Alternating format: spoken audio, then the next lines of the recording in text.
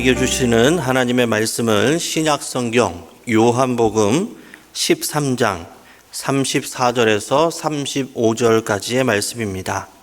새 계명을 너희에게 주노니 서로 사랑하라. 내가 너희를 사랑한 것 같이 너희도 서로 사랑하라. 너희가 서로 사랑하면 이로써 모든 사람이 너희가 내 제자인 줄 알리라. 아멘.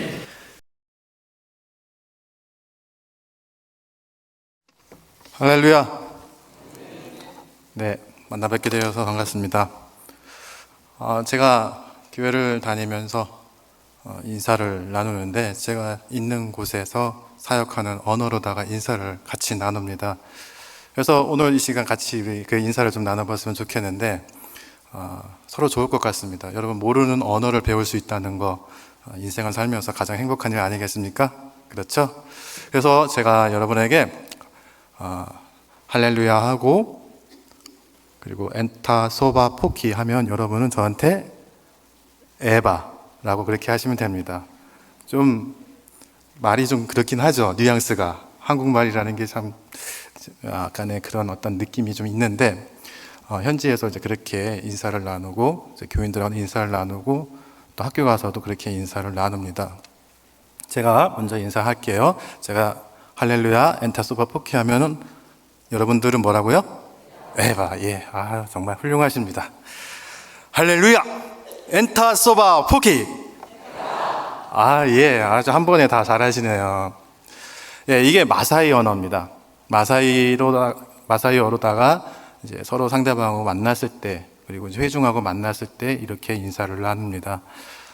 제가 하고 있는 사역에 대해서 제가 영상을 하나 만들었는데, 그거를 같이 먼저 보고 제가 저의 사역에 대해서 안내해 드리겠습니다.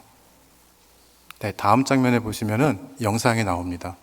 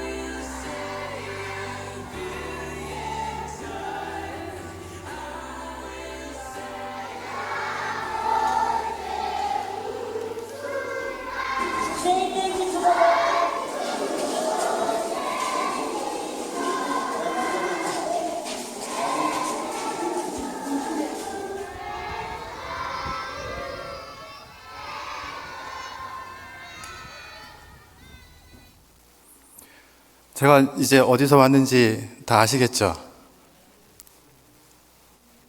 그쵸? 너무 반응이 없으신 것 같아요. 그쵸? 네, 이렇게 해주셔야 됩니다. 그래 저도 이렇게 저의 선교 사역에 대해서 여러분들에게 알려드릴 때 제가 힘 있게 할 수가 있습니다. 자, 다음에 이제 PPT를 보시면, 사람들이 이제 많이 오해하는 것 중에 하나가 뭐냐면요. 아프리카 하면은 상당히 먼 곳이라고 이렇게 생각합니다. 그래서 저 우리나라에서부터 아프리카 케냐까지 오는데 한 번 경유를 하는데 이제 에티오피아에서 경유를 합니다. 그 경유하는 시간까지 해가지고 케냐의 공항까지 도착하는데 한 18시간 걸립니다. 그런데 제가 예전에 한번 로마를 간 적이 있었는데 그때 이제 아부다비를 경유해서 가본 적이 있습니다. 한 16시간 정도 걸렸던 것 같아요. 경유하는 시간 다 해가지고. 그렇게 얘기해 드리면은 그렇게 먼 것 같지 않죠? 그쵸? 되게 가깝죠? 우리 가까운 사이입니다. 네, 멀리 있는 사이 아니에요. 그래서 저 멀리에서 온 것보다는 그래도 조금 가까운 데서 왔다고 생각해 주시면 됩니다. 예. 그래서 제가 있는 곳은 이제 케냐에서 마사이를 사역하고 있습니다. 그래서 이 마사이 아이들에게 제가 빵을 나눠주는 사역을 하고 있는데요. 마사이는 이제 탄자니아하고 케냐 그 국경지대에서 한 약 200만 명 정도가 살고 있습니다. 그래서 이 마사이들은 이제 우리가 알고 있는 것처럼 그 약간의 좀 원시적인 그런 삶을 살고 있습니다. 그리고 이 마사이들은 어떤 사회에 있냐면 가부장적인 사회입니다. 그래서 남자들이 하는 일이 별로 없어요. 가부장적인 사회이기 때문에. 그래서 남자들은 마사이 남자 한번 보신 적 있으세요? 마사이 남자는 지팡이를 한 손에 들고요. 그리고 옆구리에는 칼을 차고 다닙니다. 그래서 이 칼을 차고 도시를 다녀도 절대 제재하지 않습니다. 왜냐하면은 이제 케냐 정부에서 이 마사이 문화라는 거에 대해서 인정을 해주기 때문에 그렇게 크게 제재하지 않거든요. 그래서 마사이 남자들을 딱 보면은 저 사람 마사이구나라는 게 그 사람들의 복장과 그 사람들이 가지고 다니는 것을 통해서 이 사람이 마사이구나라는 것을 알게 됩니다. 그리고 이 가부장적인 사회이다 보니까 남자들이 그렇게 많은 일을 하지 않아요. 그래서 여자들이 많은 일들을 하게 됩니다. 집을 짓게 되고요. 그리고 저기 보시면은 이제 소똥집 있죠? 저 소똥집을 누가 지었냐면은 여자가 짓습니다. 그리고 또 비가 오게 되면은 또 저 비가 집에 들어올 수 있잖아요. 그렇죠? 근데 그 집에 들어오는 비를 막는 걸 누가 할까요? 우리나라는 남자가 하잖아요. 그렇죠? 근데 저기는 보시면 누군지 알겠죠? 네, 여자가 올라가가지고 그 비 새는 거 다 막고 여자가 모든 일을 다 합니다. 그리고 심지어는 음식을 만들기 위해서는 뭐가 있어야 되죠? 불이 있어야 되잖아요. 그 불을 피우려면 나무가 있어야 되는데 나무를 하는 사람이 누구냐면 여자입니다. 그래서 도끼 제 팔뚝만한 도끼를 들고 가가지고 이렇게 제 팔뚝만한 나무를 자르거나 그보다 좀 더 두꺼운 나무를 도끼로다가 다 찍어서 팹니다. 장작 패듯이. 그리고 그거를 만약에 임신을 해서 애를 낳기 전에 그거를 다 미리 다 준비해가지고 그렇게 집안에다가 나무를 쌓아놓는 것을 여자의 최고의 미덕으로 생각합니다. 대단하죠? 우리 옛날에 어머니들이 그런 역할을 다 하셨던 것 같은데 여기 마사이 사회 가서 보면은요, 여기 여자들이 그런 일을 다 합니다. 그래서 여자는 위대하다. 제가 그걸 다시 한번 이 마사이 사회에 있는 그 여성분들을 보면서 다시 한번 존경하게 되는 그런 마음을 갖습니다. 그리고 이 마사이는 보시는 것처럼 저 가축을 키웁니다. 근데 아까 이제 가부장적인 사회라고 말씀을 드린 이유 중에 하나는 이런 것들과 연관이 있어요. 마사이지들이 사는 지역은 대부분이 다 자연 환경입니다. 그러다 보니까는 야생에 그대로 이제 살고 있는데, 그래서 때로는 코끼리 떼가 와가지고 그냥 집을 툭 쳐서 무너뜨리기도 합니다. 그러면은 또 거기서 안 나갈 때는 또 남자들이 창을 들고 가서 코끼리를 쫓아내야 돼요. 근데 코끼리가 되게 유순한 것 같죠, 그렇죠? 근데 이 마사이들이 제일 무서워하는 게 뭔지 아세요? 코끼리예요. 그 다음에 기린. 이게 좀 뭔가 좀 생각이 달라지죠. 우리는 제일 무서운 게 사자라고 생각하잖아요. 근데 마사이들은 코끼리가 나타났다 하면은 뭐 평상시 되게 용감한 것처럼 막 하는 사람도 마사이가 코끼리가 나타났다고 하면은 다 도망가 숨어요. 얼마나 무서운지. 그 코끼리가 나타나면 사람들은 다 피합니다. 그런 코끼리가 나타났을 때 또 가족을 보호하기 위해서 남자들이 나가서 막거나 아니면 다른 부족이 들어왔을 침입해 왔을 때 그런 부족들을 가서 또 방어하고 공격하는 그런 역할을 하는 게 남자다 보니까 옛날에는 그렇게 해서 남자들이 나가가지고 다 해서 남자들이 부족해가지고 여자들이 그 모든 일을 다 했던 것 같아요. 그러다 보니까 남자들을 되게 떠받들면서 살았던 것 같아요. 그래서 자연스럽게 가부장적인 사회로 갈 수밖에 없었다. 저는 그렇게 이 사회를 살면서 그 아프리카 케냐에 있으면서 이제 그거를 나름대로 그렇게 해석을 하고 있습니다. 그리고 이 사람들은 이제 목축을 하다 보니까 음식이 뭐냐면 가축에게서 나오는 젖을 짜가지고 그것을 물을 희석해서 먹어요. 가족이 보통 여자들이 아이를 하나 낳으면 어떤 집은 예수님의 제자가 되기도 하고요. 어떤 집은 뭐 6명, 7명 되기도 합니다. 그래서 가족이 많아요.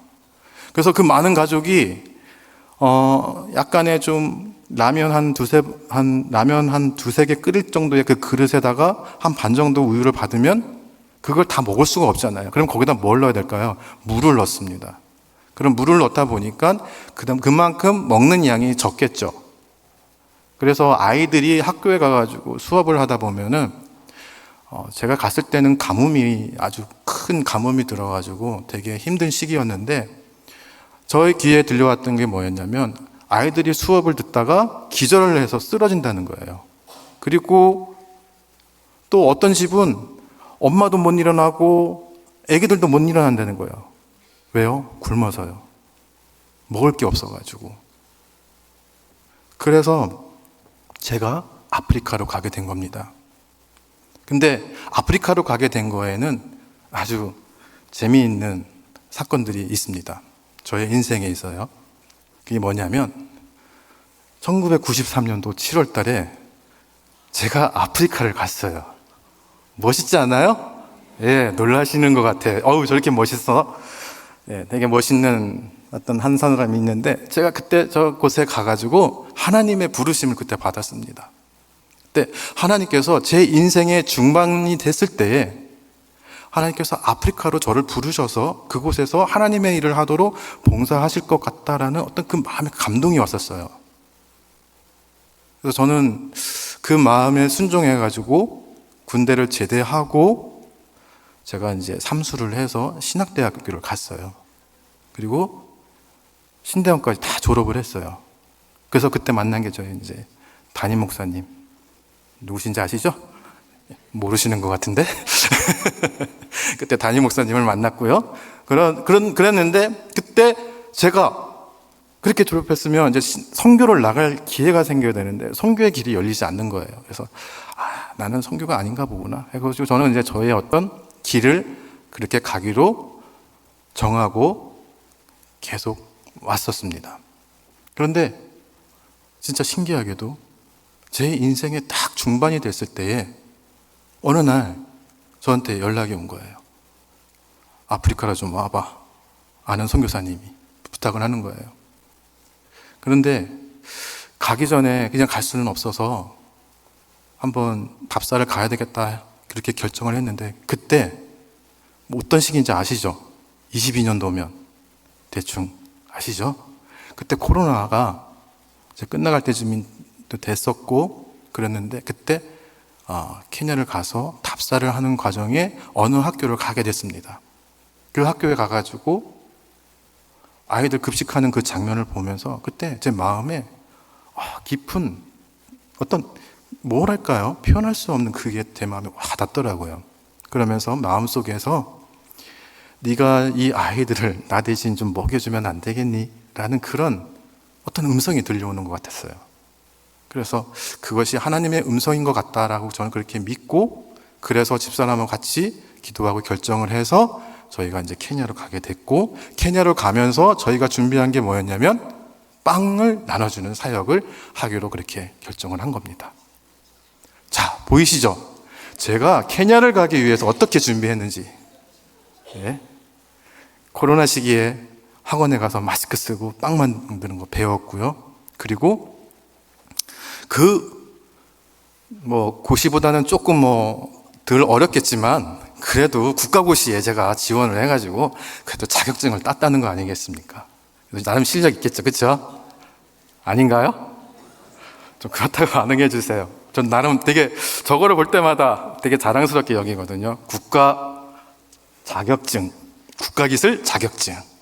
이제 저거를 취득을 했고, 그리고 저것을 땀으로 인해서 제가 하나님께 기도했을 때, 하나님, 내가 이것을 따야지만 나는 케냐를 확실하게 가겠습니다라고 이렇게 기도하면서 딱 준비를 했는데, 진짜 기적같이 하나님이 3개월 만에 이론 시험도 합격하게 해줘. 그리고 그 실습, 그 실기하는 거 있잖아요. 그게 쉬운 거 아니잖아요. 그렇죠? 감독관한테 어떻게 잘 보이느냐에 따라서, 그 사람들이 어떻게 보이냐에 따라서 이게 합격이 되고 불합격이 되는데, 진짜 하나님이 감독관의 눈을 다 싹 가리신 것 같더라고요. 전 그런 손재주가 없습니다. 그런데 하나님이 합격을 시키도록 그렇게 길을 열어주시더라고요. 그래서 이게 하나님의 뜻이다 그렇게 믿고 제가 이제 케냐를 가게 된 거죠. 그래서 이제 그런 사역을 준비하기 위해서 제가 제빵 기계 그런 것들, 필요한 것들을 사기 위해서 또 준비하고 기도하면서 또 사람들한테 연락을 했는데, 그때 또 우리 이순구 목사님이 어떻게 하시고 이거 필요한데 써 하고서 보내주시더라고요. 그래서 되게 그때 감사했었습니다. 제가 이 자리를 필요해서 다시 빌려서 감사의 마음을 전하겠습니다. 그래서 이거를 제가 딱 보내서 케냐를 갔는데요. 제가 간 곳이 전기가 그렇게 좋은 곳이 아니었어요. 그러다 보니까 이걸 가서 제대로 쓰지를 못했어요. 그러다 보니까 이제 나오게 된 게 뭐였냐면, 저 기름에 튀겨가지고 만드는 케냐식으로 말하는 만다지를 만들게 되었습니다. 저게 지금 주차장에서 지금 만들고 있는 거예요. 보면은 숯을 떼워가지고 기름소스를 올리고서 밀가루 반죽해가지고 튀겨가지고 그걸 가지고 학교에 가가지고 나눠주는 이제 사역을 그때 이제 시작하게 된 거죠. 가자마자. 그리고 난 다음에 이 사역을 하면서 그때 제가 소개받은 한 사람이 있어요. 그 사람이 누구냐면은 저와 함께 사역하고 있는 사역자 나고요입니다. 전도사나 목사는 아니지만 제가 이 일을 할 수 있게끔 어떤 선교사님이 소개해 주셨는데, 아주 착하고 아주 바른 그런 사람, 신실한 믿음을 가지고 있는 사람이에요. 이 친구를 소개받아가지고 제가 이 친구를 이제 이름 쓰는 것을 알게 돼가지고, 제가 그러면은 이름 쓸 줄 아니까는 볼 줄은 알 거 아니에요. 그래서 너 이거 한번 읽어봐 해가지고 사도신경 그 키스왈리어라는 것을 줬거든요. 그러면 이 친구가 떠듬 읽는 거예요.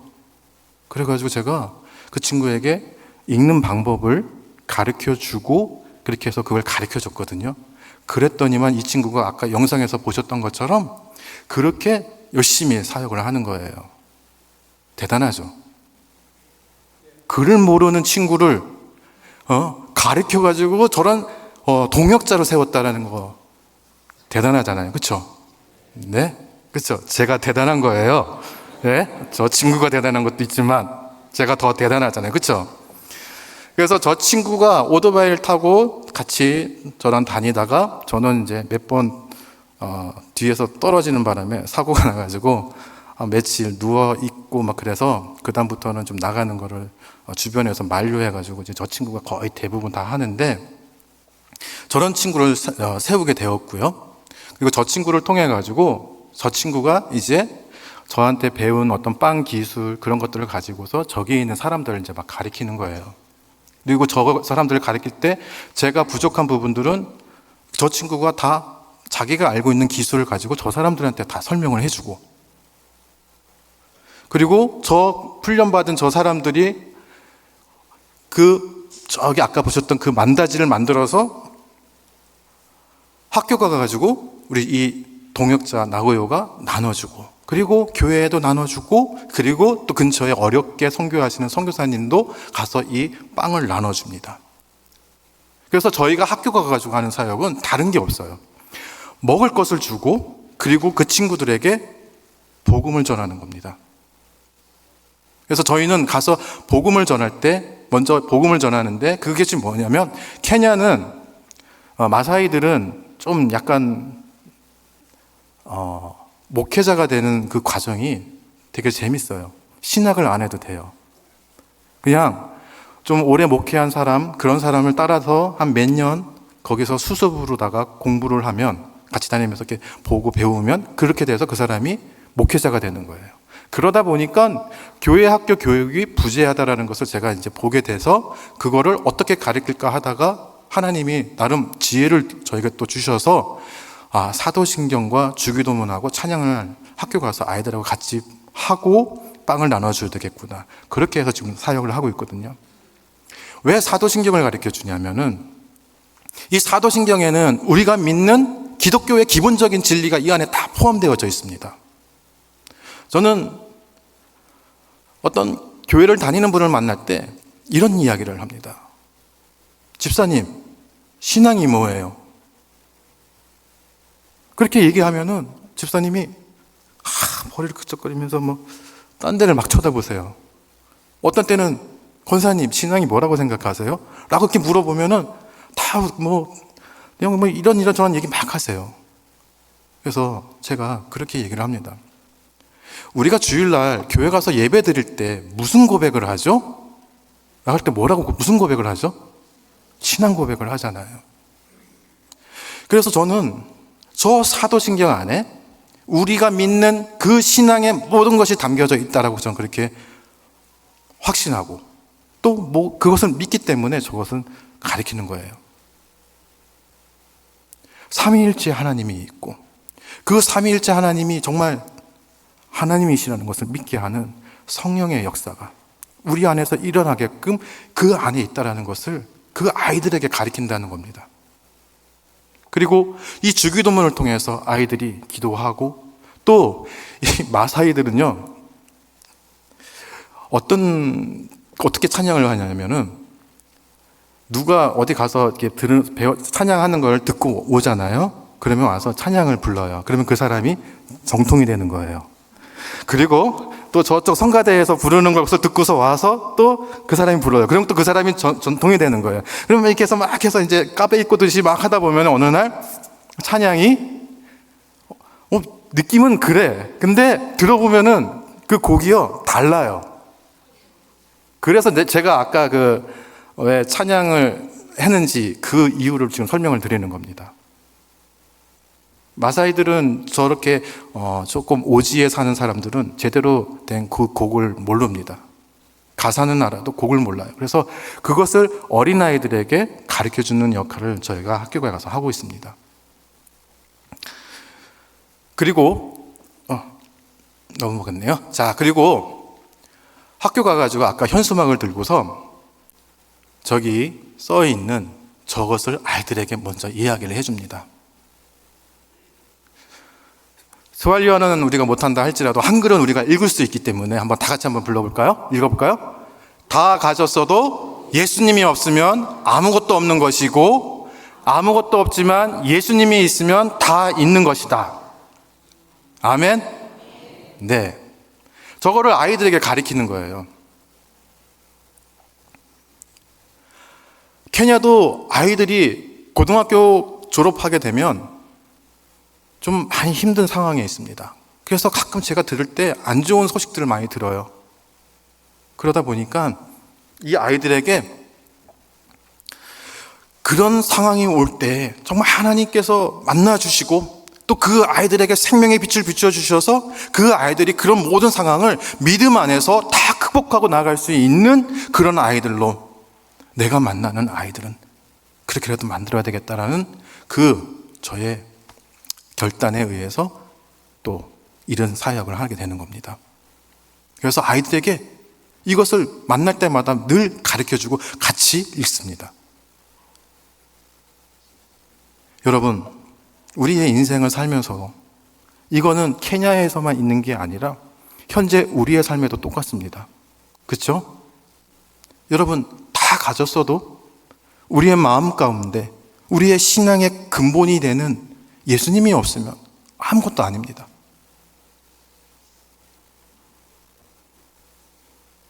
아무것도 없지만은 예수님이 있으면 모든 것을 다 가진 것과 같은 그 기쁨이 있습니다. 사도 바울이 얘기했잖아요. 내가 가난할 줄도 알고 부자일 때도 있었고 그 모든 것을 내가 다 경험했기 때문에 내가 다 모든 거에 있어서 감사하면서 나간다고 그렇게 고백하잖아요. 그런 것처럼 우리의 삶 속에 그러한 믿음을 가져야 되고, 저는 케냐에서 그 아이들에게 이러한 말씀을 선포하는 일을 하고 있습니다. 학교를 가다 보면은요, 학교에서 부족한 부분들을 요청할 때가 있습니다. 교과서가 없다고, 또 어떤 때는 아이들이 와가지고 노트 좀 달라고 그래요. 제가 학교에 가가지고 이렇게 뭔가 조사하러 나가면은 제가 이렇게 노트를 들고 가잖아요. 그러면 아이들이 와서 그거 달라고 그래요. 이거 달라고. 그러면은 걔가 달라고 그러면은 다른 애들도 와가지고 이거 달라고 막 하거든요.